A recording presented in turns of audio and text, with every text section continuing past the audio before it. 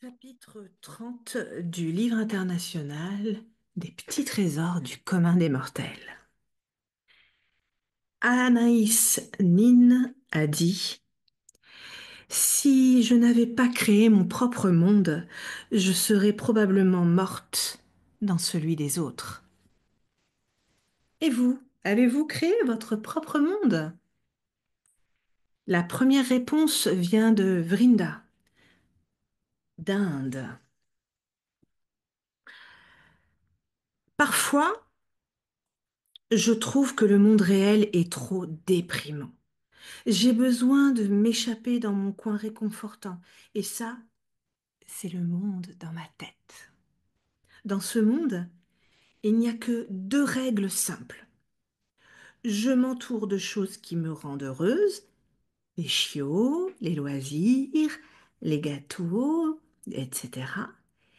Et je ne cherche pas de trucs effrayants, misérables ou remplis de tragédies. En gros, j'évite les choses qui me font pleurer.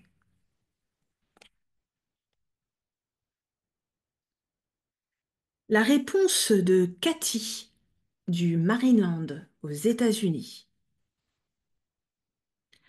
Je comprends que ce n'est pas possible de changer tous mes environs,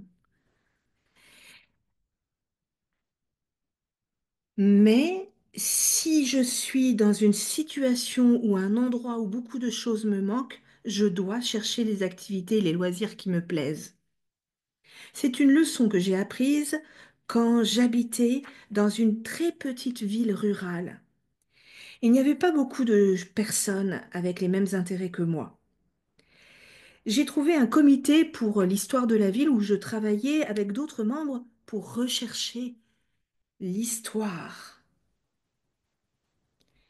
Nous avons produit une brochure pour les touristes et des événements éducatifs. Mes fils étaient très jeunes à cette époque et je m'occupais avec l'église et les activités pour les enfants. J'ai rencontré beaucoup de gens qui faisaient des choses productives et positives. Et les années sont passées rapidement et avec joie. J'habite une autre ville maintenant qui est beaucoup plus grande, mais je me souviens de cette leçon importante. Je cherche et je trouve des emplois, activités et des loisirs qui me plaisent.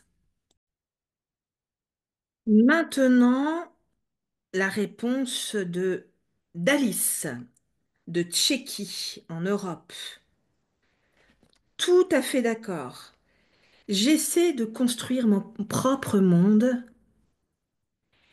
et de le comprendre chaque jour et ressens à quel point c'est gênant pour les autres. On reste en Europe avec la réponse de Zineb de France.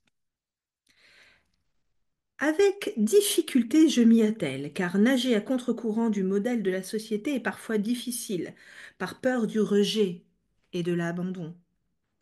Se donner le droit à cultiver sa différence reste un exercice difficile, dans la mesure où en ne répondant pas à la norme, on se trouve souvent mis au banc de la société.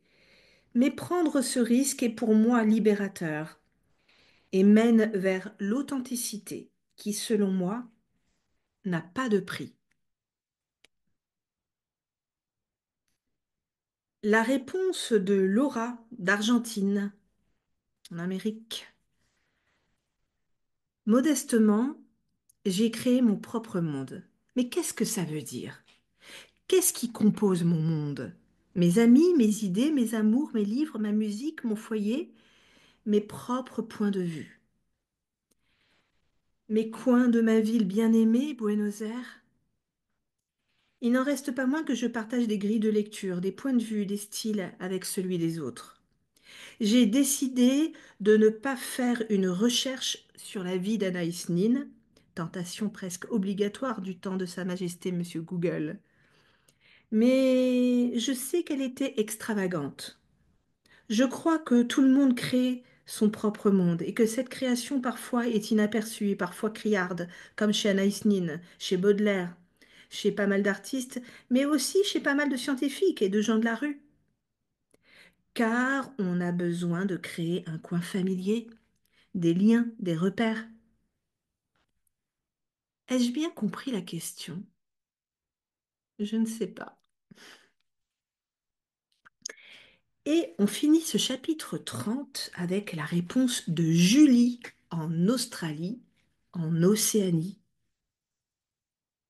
J'ai créé mon propre monde et j'essaie du mieux que je peux de danser au rythme de mon propre tambour, comme on dit. En général, je trouve que je n'ai pas beaucoup en commun avec les autres. Leur goût en matière de télévision, de nourriture, de voyage ne m'attire pas beaucoup et leurs conversations sont souvent ennuyeuses. Alors, j'essaie de créer mon propre univers, mais il est parfois difficile de se démarquer car les gens n'apprécient pas ceux qui ne se conforment pas aux normes. Cependant, vivre dans le monde des autres serait étouffant pour moi. À bientôt pour le chapitre 31.